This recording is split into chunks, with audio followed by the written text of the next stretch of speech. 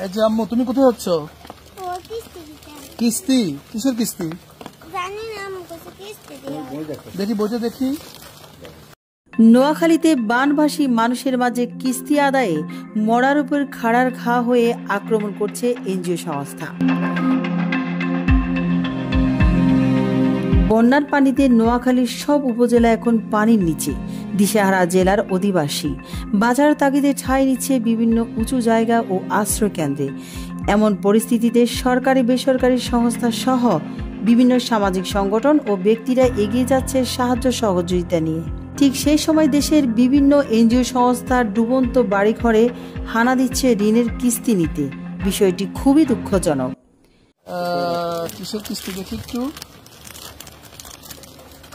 এটি হচ্ছে micro finance কর্মসূচি দাবি কিস্তি। কেমন ব্র্যাকের? আচ্ছা, টাকাটা ঢুকাই দাও, এখানে ব্যাগটা ঢুকাই দাও। কত টাকা দিচ্ছ? আচ্ছা, টাকাটা ব্যাগের মধ্যে ঢুকাই দেন।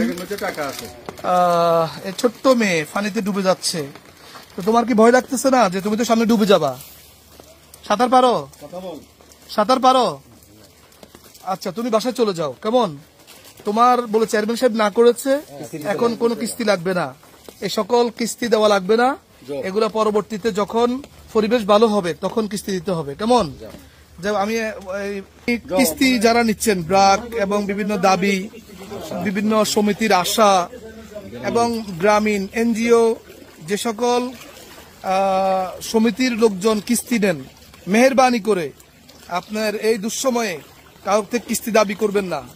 কিস্তি স্বেচ্ছায় যারা আপনাদেরকে বিকাশে বা অন্য কোনো মাধ্যমে পাঠাতে পারবে সেটা ভিন্ন কথা, কিন্তু কিস্তির জন্য। বিষয়টি 21শে আগস্ট বুধবার সেনবাগ ও নোয়াখালী সদরের জনপ্রতিনিধি ও সংবাদকর্মীদের নজরে আসে। দর্শক, আমি আমার বড় ভাই সহকার আমরা আসছিলাম কেশরপাড়া নিউজ কভারেজ করতে, এবং কি একটা খামারি অনেকগুলো মাছ চলে গেছে এটা নিউজ করতে। কিন্তু এসে আমরা একটা জিনিস দেখলাম যে মানে এনজিওর লোক তারা কিন্তু কোনো বৃষ্টি, কোনো ফানি তারা করতেছে না, কোনো বন্যা তাদের কাছে নাই। তারা বাড়িতে আসছে, বিভিন্ন বাড়ি থেকে কিস্তি নিতেছে, এবং কি অনেকজনে দিতে চাইতেছে না, অনেকজনের সাথে খারাপ রাপ করতেছে, আচরণ করতেছে। তারা বলতেছে যে ভাই আমরা তো কর্মচারী, আমরা অফিস আমাদেরকে যেভাবে বলতেছে আমরা যাইতেছি, কিন্তু কোনো বৃষ্টি, কোনো বন্যা, কোনো কিছু মানতেছে না। এরা বাড়িতে এসে এবং কি টাকা নিতেছে। মানুষ কোথা থেকে টাকাটা দিবে? আজকে 5-6 দিন ধরে এই যে নোয়াখালীতে বন্যা, কিন্তু মানুষ নিজেরাই খাইতে পারেন না, কিভাবে কিস্তি আলাদা টাকাটা দিব।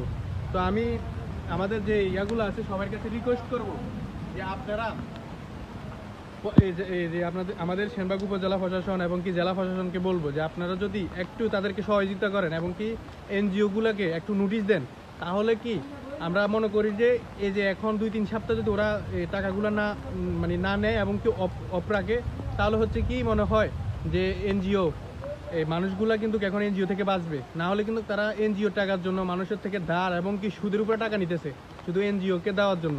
অনেক মানুষ খাইতেই পারতেছে না। তো আমার কাছে মেসেজ থাকবো জেলা প্রশাসন এবং কি উপজেলা প্রশাসনকে যে আপনারা যদি পারেন এনজিওগুলোকে একটা চিঠি দিয়ে এবং কি তাদেরকে 2-3 সপ্তাহের জন্য যেন কিস্তি বা যে ইয়াটা না নেওয়ার জন্য।